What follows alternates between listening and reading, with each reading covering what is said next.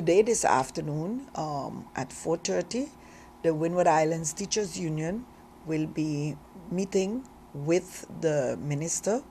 We have, in the meantime, we have received the recommendations, but was advised not to make it public as yet. The recommendations in the case of the St. Martin Academy PSVE, because in that case, the Windward Islands Teachers Union, we represented our members.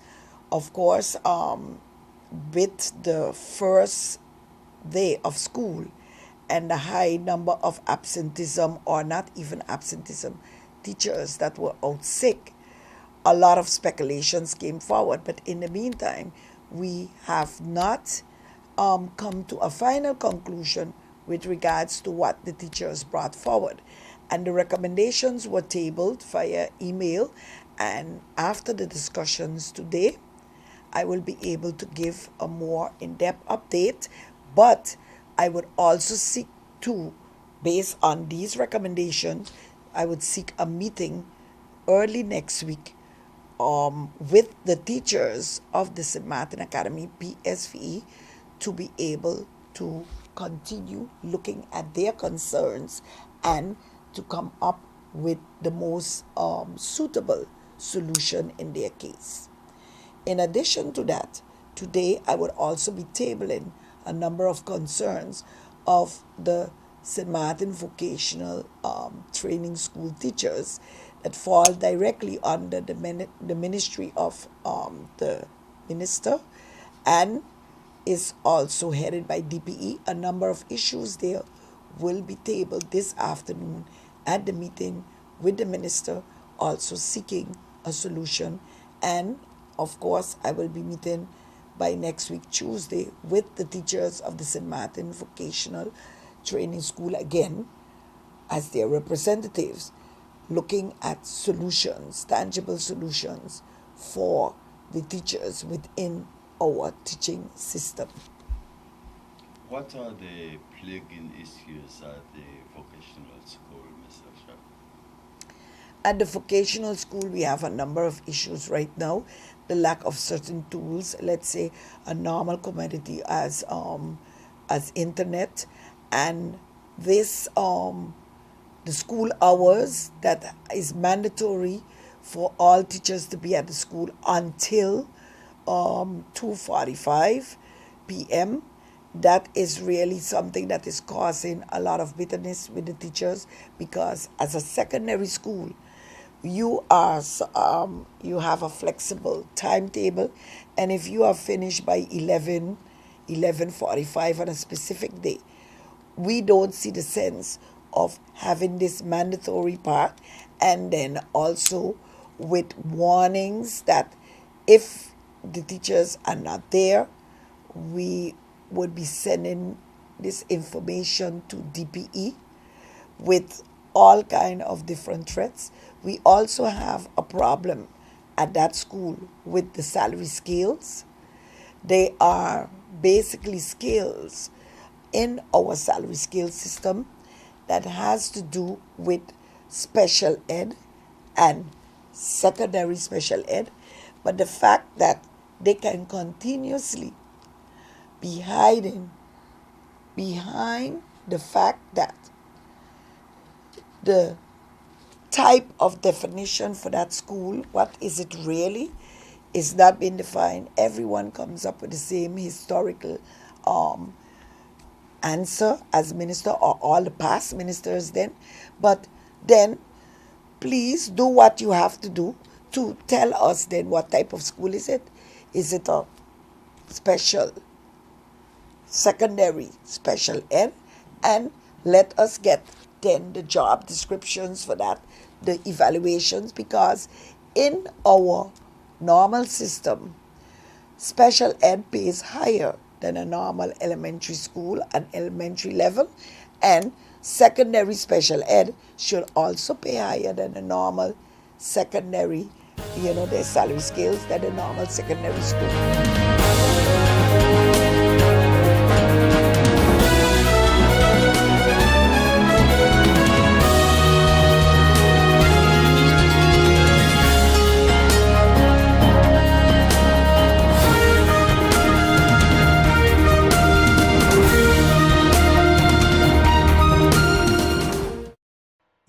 can win with the Caribbean Lottery. You can win, making a difference, changing lives. Take a chance. Take a chance, and you can win with the Caribbean Lottery. You can win. You can win. The Phillipsburg Methodist Church proudly presents the Harmonics in Concert under the theme Praising in Harmony. This exciting concert takes place on Saturday, November 3rd at 7:30 p.m. at the Princess Port de Plaisance Pavilion.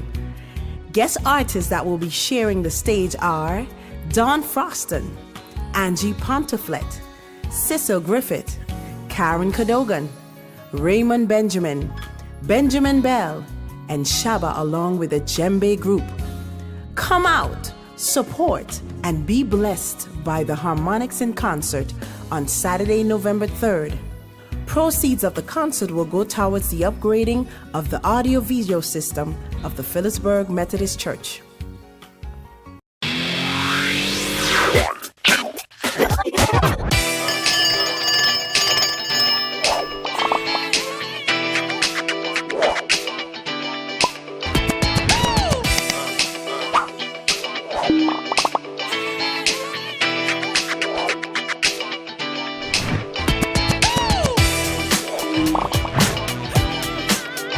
Tell them, connecting you. GEBE has been faithfully serving the communities of St. Martin, powering your home and our economy. Come rain or shine, our qualified team of professionals are working hard 24 hours a day to provide you and your family with safe, reliable electricity and water. We use the latest technologies and test our products daily to maintain the highest international standards. Our friendly staff is always there to assist you, whether in person, over the phone, or online.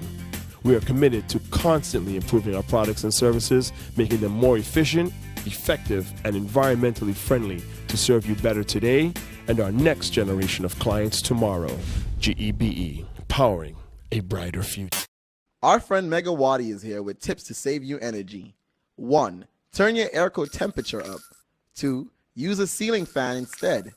3. Buy energy-saving products. Save some green with NVGEBE.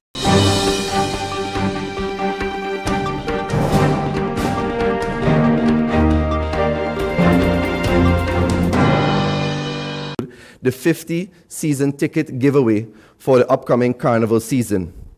Today I would like to announce a special initiative by the Cabinet of TIAT and the St. Martin Tourist Bureau. As you know, we'll be celebrating next year 50 years of Carnival, and we want to ensure that everyone gets the opportunity to enjoy and be a part of the historical moment in our country's culture.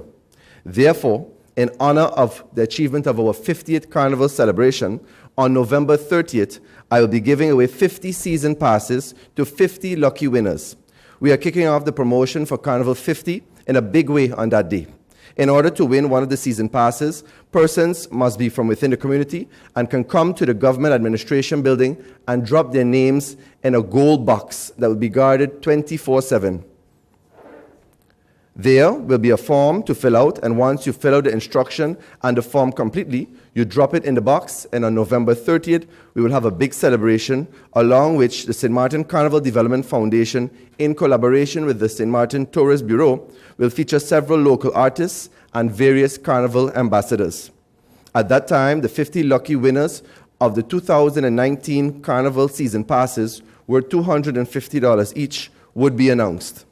This promotion is part of our awareness campaign aimed at getting more community participation and involvement in Carnival 50 and beyond. Drone use and concern and awareness, another priority of the Ministry of TIAT. I had a very healthy discussion with the Department of Civil Aviation, and one of the concerns that were raised, which has my attention, is the issue of regulating the use of drones in the interest of safety, security, and privacy. I know that many persons have become very fond of drones to take pictures at events, whether for commercial or recreational use. However, we have always, as a government, looked at how these and other advances in technologies can meet international standards and both regulations and proper safeguards be put in place. In the area of aviation, the concern is always how far will people go when it comes to trying to take a photograph, and what are the risks, and how now, where aircrafts are concerned, that there are also no risk involved. Therefore, while the Department of Civil Aviation will study the use of drones and proper legislation to manage their use, I will be signing a ministerial decree within short to restrict the use of drones in the Simpson Bay area. Persons wanting to use drones for commercial purposes would be required to contact the Department of Civil Aviation for the necessary permission. We cannot pretend that we do not see the potential danger and wait until the worst has happened. I believe that we must tackle this issue from the standpoint of protection. Our tourism industry depends heavily on airlift to the island, and we must protect the industry and our people.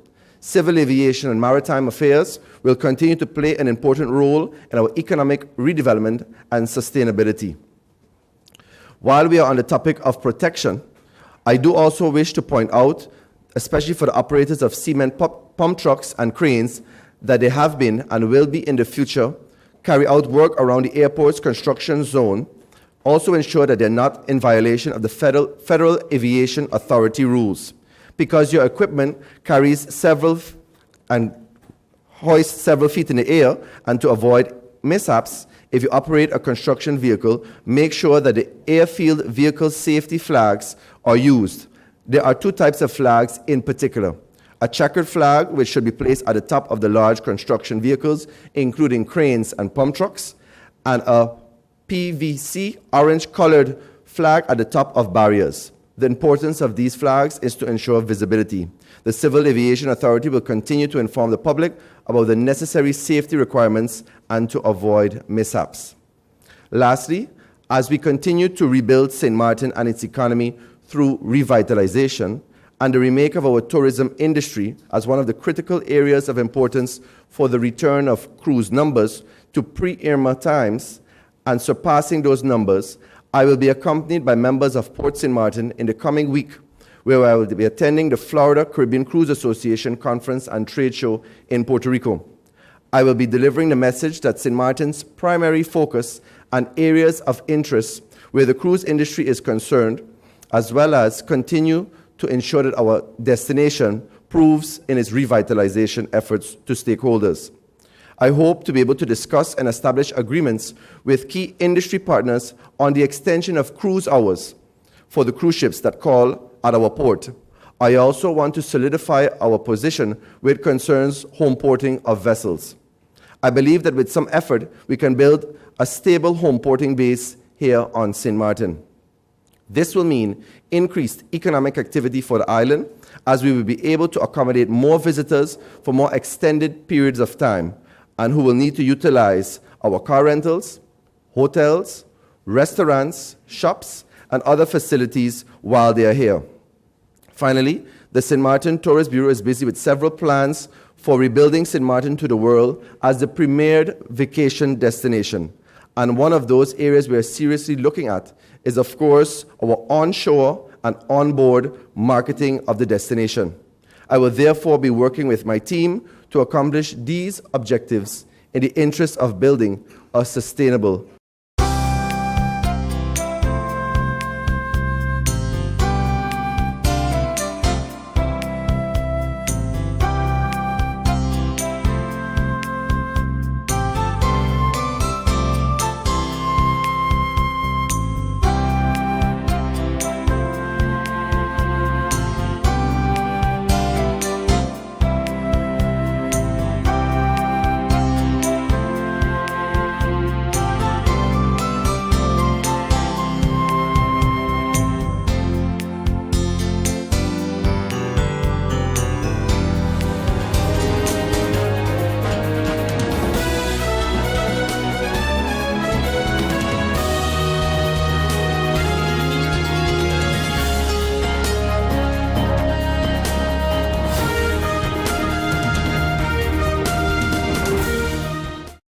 You can win with the Caribbean lottery.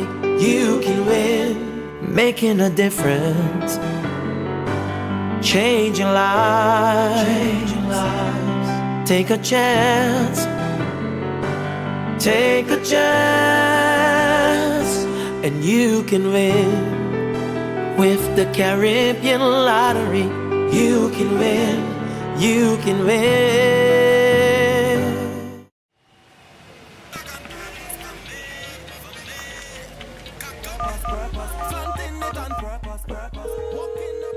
Hey ma, how you doing? You busy? I hear, just paying some bills, taking care of business, you know what it is? I know, you're doing your online banking. I don't have to stand in those long lines to pay bills. I can transfer when I want. I can check my account wherever. It's like the bank open 24/7. I even here checking the statement right now as we're talking. How's Miami? Well, that's why I'm calling. I'm finishing up a few songs now, but I'm afraid that studio time might be more than I thought.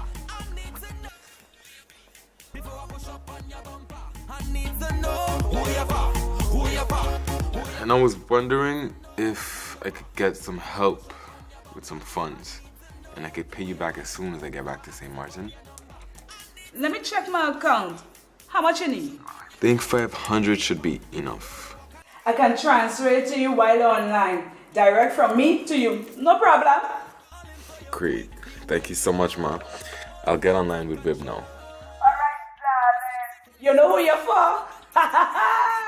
I need to know who you're for. Contact WIB today for your complete personal online banking experience. Available for all mobile devices, the Windward Islands Bank, now your online banking partner in progress.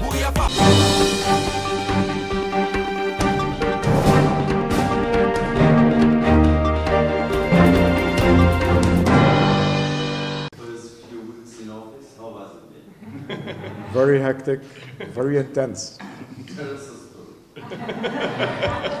I think you can just get a schedule and you'll see that it just goes from meeting to meeting to meeting to meeting. And it's all the islands. I'm only part of the one of Curacao and St. Martin, but the others, like the chairperson, is in all the CFTs of all the islands. And Mr. Enkamp is also in all the CFTs of all the islands. So it's a very intense visit every time, and it's, I think, very fruitful to deliberate with all the governments to see how they manage the problems, how they cope with the challenges that they face, and how they come up under dire circumstances, as you say, with solutions. And then those solutions get vetted at the financial durability and long-term maintainability. Because that's the goal. The goal that you will have proper financial administration, proper accountability, and also that you can maintain that on the long term. What about Mr. Kong? Before you go to Mr. Kong, when you view the entire aspect of your position at this present moment, knowing to the fact that you have been in St. Martin and of St. Martin for so long, do you see any way out from your standpoint if you are not shackled by not being able to speak? What can you say that St. Martin is at this point?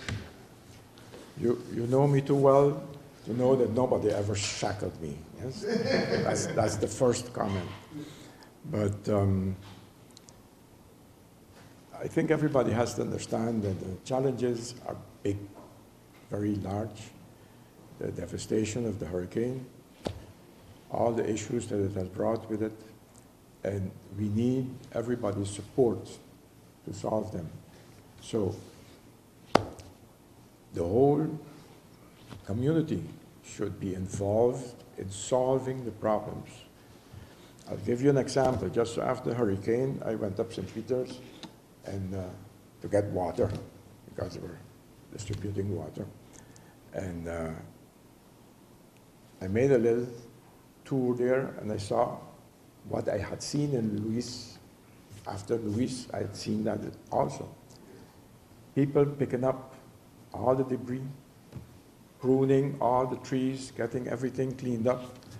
And that's the spirit that you should have right now, because even 1 year after the hurricane, you won't be able to bring up St. Martin back to where it was and make it grow even better if you don't do it all together.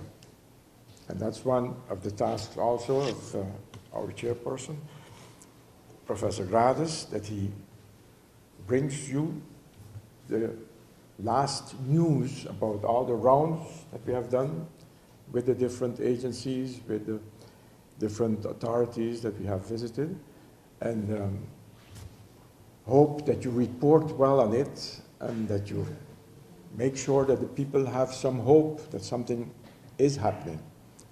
There are new plans now. Professor Grades spoke about the financial recovery plan. The opinion of the CFT is that it's a quite positive plan and that it should be supported, but that some of the issues have to be detailed further and make sure that you have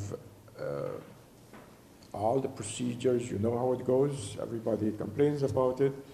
Everybody complains about how little flow of money, of projects, etc. happens, but these procedures are something that you have to pass through, and then in the end, after the Parliament has approved everything, then you can start working. I think you know the issues as well as I do. The big challenges, if you want to start up the economy, you need to open up the gateways. The harbor is still functioning. Today, the people that walked with me through the streets, they said, hey, they're tourists. So they saw the tourists, and it gives hope. But the same thing has to happen with the airport. If you don't get the airport up and running, then you won't see the economy grow, and you won't get the realization of all those projections of when you're going to reach a surplus.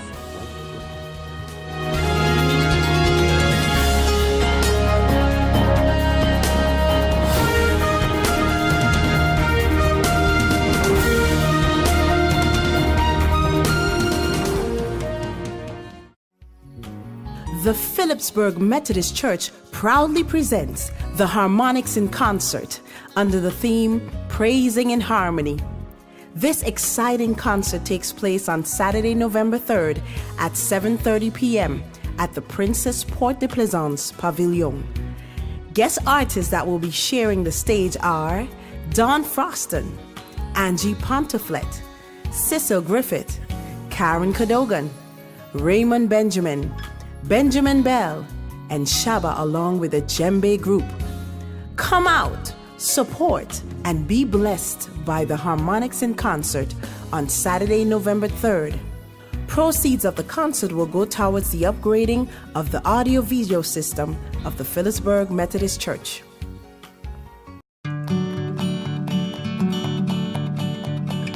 It's been said that behind every door, possibility awaits.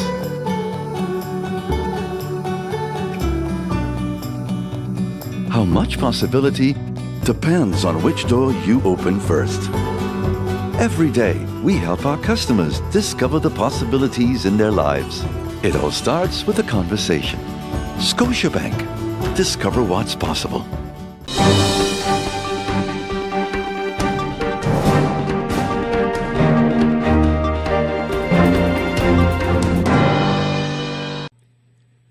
Then Madam Chair, the purpose of the draft national ordinance. The main purpose of the draft is to reform the current tax system of St. Martin in such a way that a tax regime is established that meets the preconditions, which I will address a bit later, and which under the heading of starting points of the draft.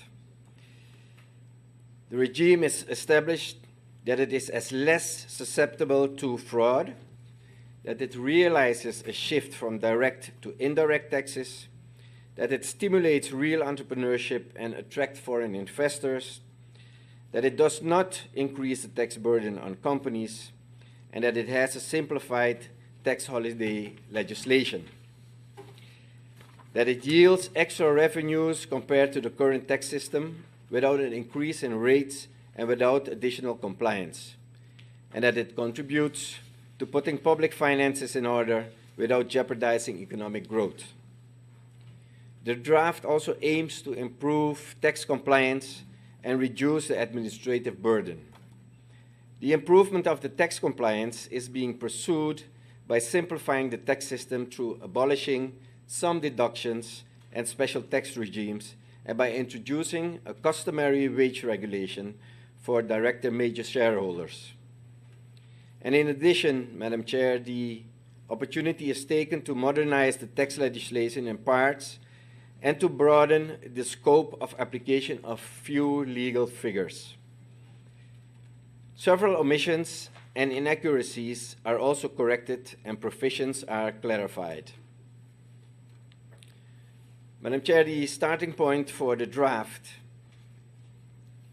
when we look at international literature on tax reform and ideal taxation, a number of interesting publications appeared, namely the Merlees Review and 2 policy studies of the OECD.